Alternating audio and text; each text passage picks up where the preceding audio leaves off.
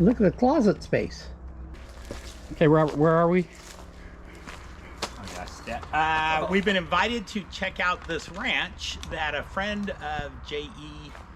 Pino from Roostaller, I think his friend bought it, and we got to talking with him at Roostaller Farm, and my dad and him started talking about picking hops. Part of hops. Feel this. Put your hand right here. Right. Oh, on the stem? Feel. No. Oh, yeah. Feel that? Yeah. That you feel that. That used to be when you're working in the hops, you'd have to cover up right up to your neck like this. Does it give you a rash? Or rash, it burns. It cuts right through your skin. Feel that.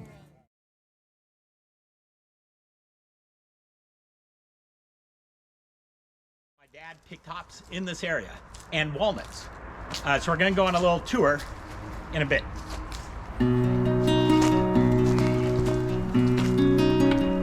There are some nice figs. Look at that.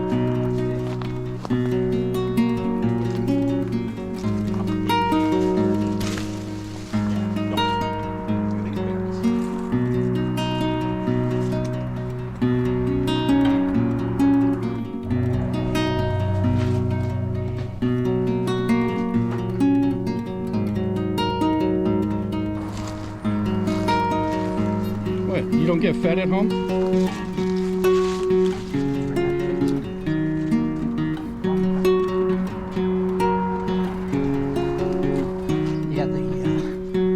You have to let it dry a little bit. Flavor isn't there.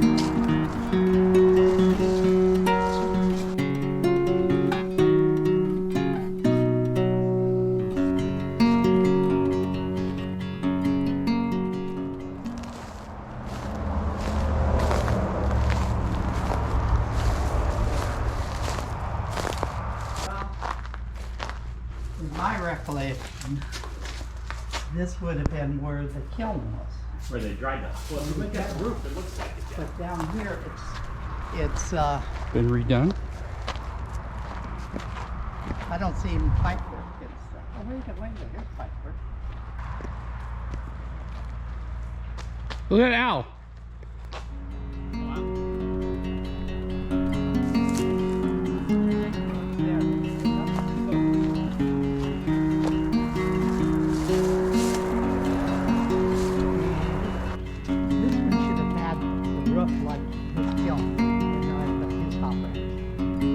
Was it big like? Yeah. Was it big like this? Because we're seeing. Look here.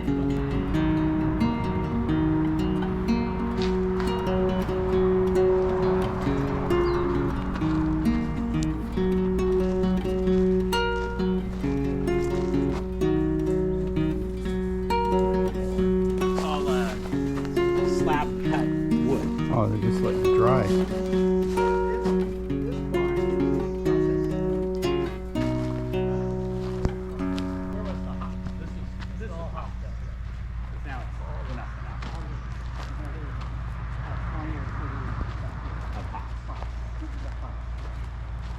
And then when the trucks came in, we collect that Oh, there's a car pulled up. Then we come in here, see? And then you'd unload. no, they have these racks on the that are on the that they pull the hops down. They keep filling up these racks, right, on the bed. And when they come in here, this machinery, it used to be big machinery, would come down, and as it came on the conveyors, like the guys on the thing would put them up there, and then that would carry them all the way down through this shed, all the way down again. They had these rollers, like he has these shed out. Yeah. Rollers that would go strip the hops. All right. And then they're bagged up here. And then you load them on the truck. And the truck's like, in the day, we would go haul them up to that shed for drying. So, Our job was first thing in the morning, we'd be here early, and we'd work for an hour and a half. And then we'd all come back here and lay on the sacks for sleep till lunchtime. At the end of the day, everybody'd go home, and we'd have to work a couple hours afterwards to get the hot stuff together.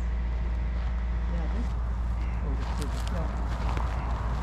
So that field is dry, but it doesn't look like a kiln. We used to have the roof like this. The horse was pulling it like on a pulley to get it up to. No, up to the kiln. That was Oh, up to about the kiln. here. And then, after when it's dry, the next morning we'd have to push off the hops that are dry. We had a string of poles right here, a string right in the middle of a row. So we spent the winter time moving that whole set of poles so it lined up with the last row of hops. Oh, And we had to, in the winter time, you got to do it in winter when your hands are freezing. Oh. This is 70 years ago. So. My dad, I know. My dad would have loved you. My dad passed away last year. Oh, you just missed Yeah. him. Yeah. Where was he? Was he born in Bright? West South? Yeah. So my grandparents, we 12 miles upriver, we had their home ranch that they had bought in. Peabody Ranch? No, it was Lang Ranch, Uh-huh. and it was just 12 miles up, and they bought that in 1944. And we're walnut farmers. My grandfather, he went and found my grandfather and said, "Hey, I'm selling this. I want to make sure this stays good, is taken care of. You know, do you want to buy it?" And my grandfather said, "Yeah, I'll buy it." They had some farm hands perfectly, and come lunchtime, she would call her in and she would have lunch for them. Not us. Not for the Portuguese from Bright. Yeah. We had to deal on our own. That Castleman. Okay. Our job was, Okay. I didn't go pick hops. Oh yeah. I didn't really pick hops. Our job, we had a crew. We thought we had the easy job because we'd come in the morning and the hops had been cured already all night. And our job was to push them off into a big cart, and the cart would be taken up, and I believe, to the barn that's there, Okay. and pushed off into the upper levels. Okay. Okay, and then once we got that, we were free for about 3 hours, so we'd go lay around and do nothing, sleep, I guess. Okay. See, the way the barn is positioned, the barn is here, so the kiln had to be to the left towards the highway. Oh, okay. Well, this one here, the hop press is in it. It does? Let's go see. Yeah. So here's the hop press. Oh, yeah, I know that. Was this barn always here, or was it redwood? It has been always here. But it was redwood on the outside. No. I believe it. I bet you it is red. Yeah. It wasn't tin covered, he said. It was Right. just wood. Oh, yeah. No, they did. Someone. Oh, look at that. Look at the big My wheel. grandmother and my dad knew that if you didn't cover the redwood, Yeah. it's beautiful, but This honestly. But this here, see, up here is your drying. The upstairs is all the drying. right. It's a, Right. Carl's was probably the same thing. This is probably identical to his cooling shed, we call it. Okay. You'd go up about 10 foot up, and you just had the open beam. Yes, And that's then- exactly what.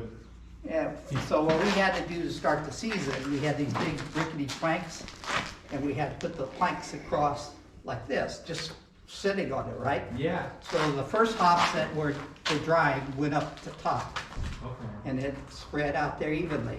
Oh. When there was no more to put on it, then our job was to go out there and remove the planks. So let the hops go down to the bottom because they're already dried out and cooled. Oh, okay. Yeah, And then you- I've never seen it operate, but I can imagine what. You push it looks to like. shoot. Yeah. Here's the crazy thing. He used to see it operate. Yeah, no, I 70 know. years ago. I know. Jay, you Yeah, remember that's my why- dad Dennis? Absolutely. Yeah. Then you And this put is my brother Larry. Larry. you Then go. you put the hop Nice to meet sack you. down below here, right up on the bottom of that becomes the base.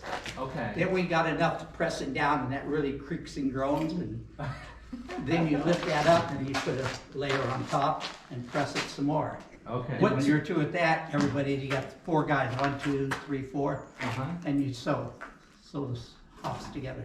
What turned the wheel for the press? Wow. I don't know. I think he had a motor of some sort, an engine that turned it, but this Okay. looks like it could have been. Carl had, the guy who lifted up his hops to the top layer here, and there was, he had a couple horses. You're saying the horses pulled the elevator? Or We have a, probably, I was working for dogs like mine. But for the kiln, it's high, so you had a ramp like this that went up here. Okay. And that was pulled, we had a big cart, big cart, 10 by 12, and it had a railroad track that went up there. And when we pushed it out here, we dumped the hops down into the first layer, which had the planks. So these are the top. Here. And you pull it back down. Did you tell Kaylin how you got hold Not all the time. I was telling you that we really got how to jump in the river up here. Because we live right, it's down the road. Here. Yeah. Follow the current down. Wow. Well, you're not swimming, you're just come out fresh and close for tomorrow. You're all fresh. But I can see these are good jobs. Well, you know, in a for- little town like that, Portuguese you kids. talk about a little town, you know, it had about 1,000 people, and half of them were related. So how much trouble could you get, right? Somebody's gonna know. If you're still in their strawberries, your parents are gonna know it. I always thought it was sort of like Tom Sawyer, Huckleberry Finn living out right. Go down the river, the log comes down, everybody jumps on the log, and they float down to Broderick maybe.